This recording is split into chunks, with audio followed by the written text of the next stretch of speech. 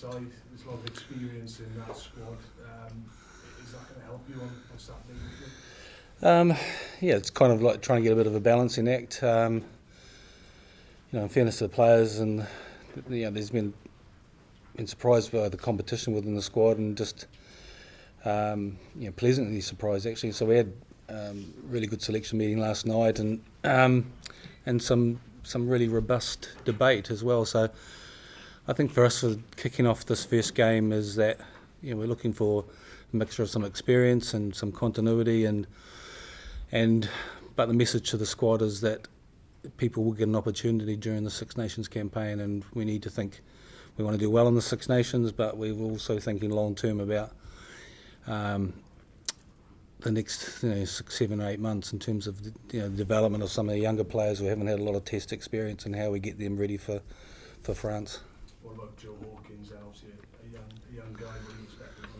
Yeah, I thought he was really, really good against Australia for when he was on for that game in his first start. He's a really tidy footballer. Neil Jenkins potentially thinks he'll be a 10, as an option, because he's played there before. He's got a lot of those skills. There's been some real competition in that 12 position. I think Kieran Williams has been outstanding in the last week or so. We know the experience that Nick's had also.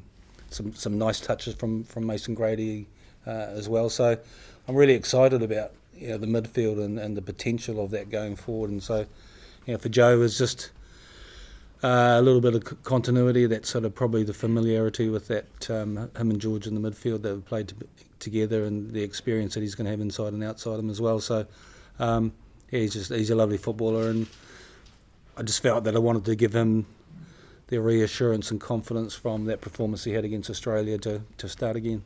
Yeah, one man not in the squad, Liam Williams. Can you just explain his absence? A couple of things. He trained today. Lee Huffin, he's got a little bit of a tight hip, so we kept him out of this morning's session. He'll train this afternoon, so just making sure that he didn't double up on that. Liam hasn't had a lot of rugby. He had the knock, and then he had the finger injury, so he didn't take a part in training last week, and just want to give him some more training time with the team. Obviously, if something does happen to Lee, then we'll make a decision on what happens after that. So we had everyone fit and available for selection, but we did have some players last week had some knocks and bumps and that didn't take a full part in last week, and so that was sort of some of our thinking about that. We just need him to get a bit more training time under his belt, and there's no doubt that he will feature at some stage in this tournament. I wouldn't go into this game, but they'll be favourites. Is that the way you prefer it? I think all the Welsh like to be underdogs, don't they? So, yeah, I suppose the expectation is only expectation that we put on ourselves, and we know how good a team they are, and you don't become number one team in the world without consistency and performance. There are a lot of players represented from Leinster, and obviously they're one of the form teams in World Club Rugby, really, just with their success and consistency of performances. So we realise what a challenge that's going to be, and they've got the continuity and being unbeaten in the autumn as well, the confidence they'll bring. So there's going to be a challenge for us, but that sort of underdog tag is something that found in the past that the Welsh boys kind of tend to relish, and they like people writing them off, because it does tend to motivate them. And so hopefully I'm confident we're going to give a really good account of ourselves on Saturday and give a good performance. With everything going on off the field in the last week, has it been difficult to keep the players focused on? Yeah, I think last week there was sort of only one topic of discussion, and that's kind of been, which is understandable, but this week the message to the players is that we've got a test match to focus on, and rugby's been the only talking point, and in fairness, and the players have been great in terms of that. So it's it's been a bit of a challenge, but our whole focus is on Saturday.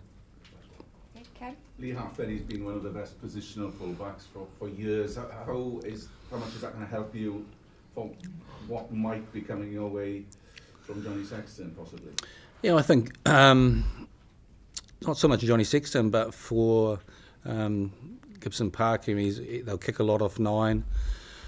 Positionally as a defensive player, as you rightly say, look, he's been one of the world's top defensive fullbacks in world rugby for a number of years. So much so that I've seen New Zealand teams take out clips of him defensively and positionally and use that as part of their review process as well. So it's good to see him back, and he's been training well, and we've got 2 experienced players in that position that are going to compete pretty hard. So I'm just looking forward to seeing him get out there on the field. With Joe Hawkins, what kind of centre did you see him? Because he seems to have all the attributes. We've seen him making a few busts for the under-20s, but he's got the boot, he's got some nice touches as well. How do you see him playing? I just see him as a good footballer, and that's kind of it's just as simple as that. He's a good rugby player. He makes really good decisions, and it's a pretty pivotal role for us at the moment. As I know a lot has been spoken in the past about using guys to get across the gain line in terms of Jamie Roberts in the past and that, but you've got to find other ways, and this is a new team with players with different skills and different strengths as well, and he brings something that's a little bit different. And like I said, there's other players in the squad who, like Kieran Williams, been really impressed with him. He's got some lovely footwork, some great timing onto the ball, and has been training well also. And he'll get an opportunity in this campaign too. So Joe's just a really good footballer, and like I said, doesn't make many mistakes and a good decision maker. You said that there were robust debate surrounding a few positions. Was second row one of them? Alan Wynne didn't start in the summer, but there's no Will Rowland. So was that the tough decision between, you mentioned bringing people on, we've got the young Exeter boys, Rhys Davis, but going in with such presence and experience? I think it was the experience at the moment. I sat down with Alan Wynne, we had a good discussion about where he is, and I just said, look, we need to bring some of those other second rows on as well and give them some game time going forward. He's well aware of that.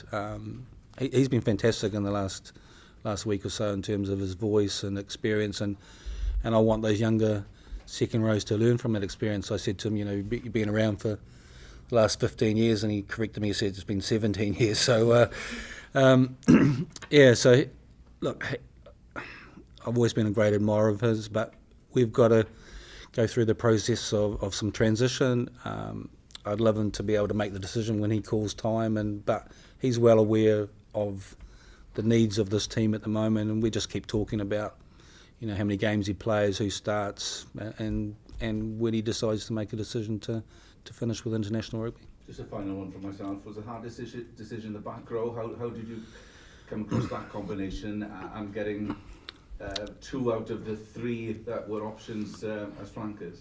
Yeah, I think long term, I potentially see a good fight between Tommy and Justin and Jack, maybe for that 7 jersey. I think we need to find that physical 6, and I'm not saying that Jack's not a physical 6 because he's a great ball carrier and stuff, but potentially that line out option in terms of matching some of those bigger nations with in terms of that size and physicality in the back row, and that's going to be something that we'll look to hopefully develop over the next few months. It's whether we look at someone like Chris Chinzer in terms of that role and playing in the back row. He's been doing that well for Exeter, but there's some definitely healthy competition within the back row, and then it's great to see Aaron Wainwright come back into the squad, and it just needs a little bit more time back in the team as well.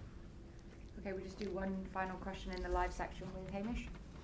Just in terms of the bench, your likes of David Jenkins there to presumably come on and get some experience. Is that what you're talking about, starting the succession plan, if you like? Yeah, I mean, the conversation with Alan Wynne is that I expect him to bust himself for the first 40 minutes, and if we make a change early in the second half, then David comes on and gets some time in the second row.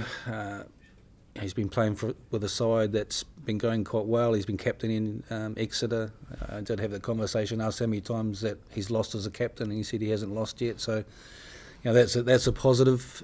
And and then Rhys Davis as well, and even with Teddy, he hasn't been involved much in the last week or so, only the last few days in terms of training, but he's been showing some good stuff. So, the big thing for those second rows is just being in the environment, learning and developing, and then understanding the intensity that's required, and first of all from training, but international rugby, and then for us to give them that opportunity to develop.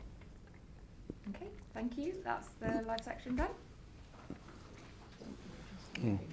Oh, okay. Corner here.